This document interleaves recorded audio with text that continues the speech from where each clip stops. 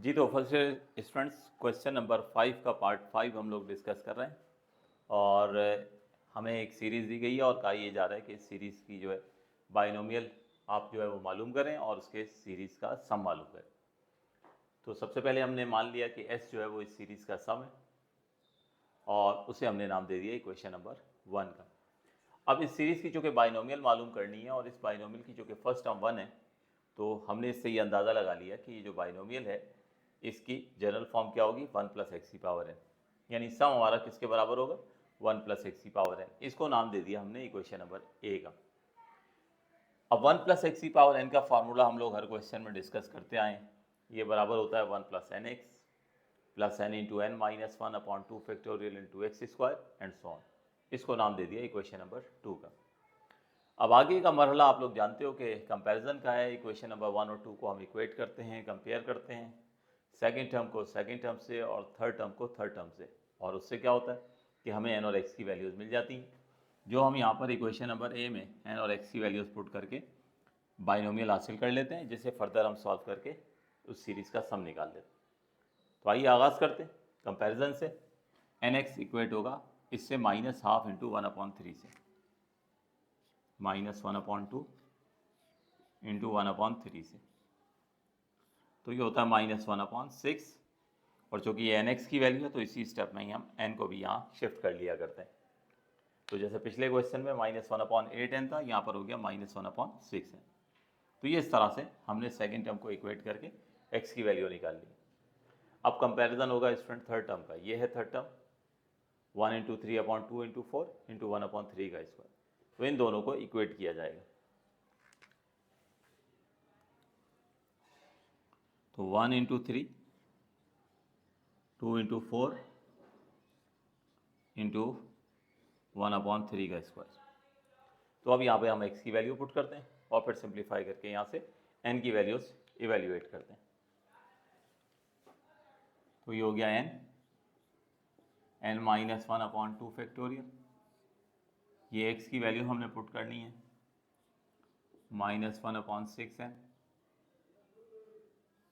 इसका स्क्वायर लगाएंगे और राइट हैंड साइड पर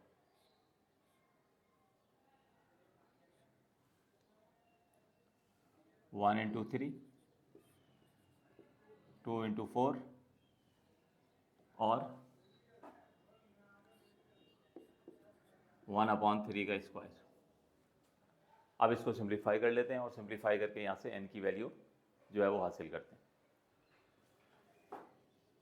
तो n × n -1, 2 फैक्टोरियल हो गया 2 के बराबर, -1/6n का स्क्वायर करेंगे तो स्क्वायर इवन पावर की वजह से माइनस एलिमिनेट हो गया। 6 पर स्क्वायर आया तो 36 और n पर स्क्वायर आया तो n²।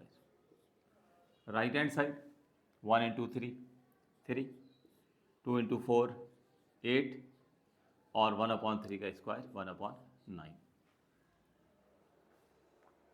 In the next step n से n की एक पावर कैंसिल हो गई है और ये जो हमारे पास 2 और 36 है इसको हम क्रॉस मल्टीप्लाई करके उस तरफ शिफ्ट करते हैं ताकि हमें n की वैल्यू मिल सके।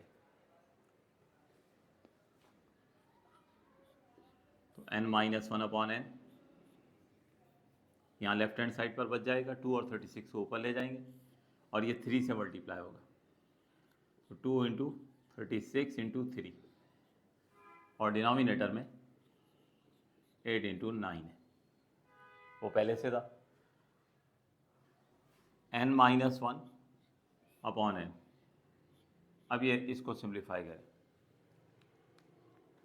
इधर हम लिख लेते, ये देखिए 2 × 36 × 3 अपॉन 8 × 9। तो 9 1 ज़ा 9, 9 4 ज़ा 36, 4 1 ज़ा 4, 4 2 ज़ा 8 और ये लीजिए 2 से 2 कैंसिल हो गया।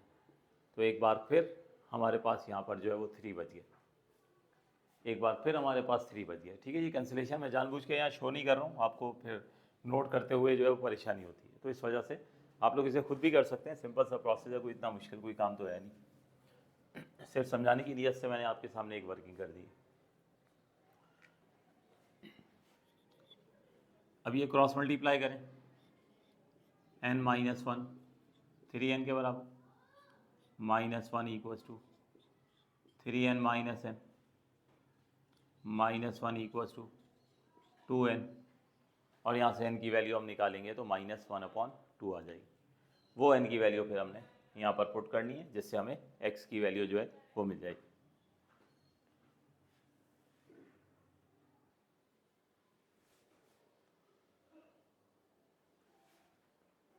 जी, तो ये n की वैल्यू -1/2 इक्वेशन नंबर 3 में यहाँ पर मैंने पुट कर दी।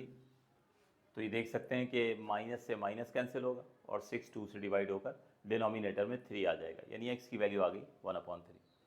अब हमेशा की तरह ये n और x की वैल्यूज़ जो है हम यहाँ पुट कर देते हैं इक्वेशन नंबर ए में, तो उससे ताकि हमें सम जो है वो मिल जाए।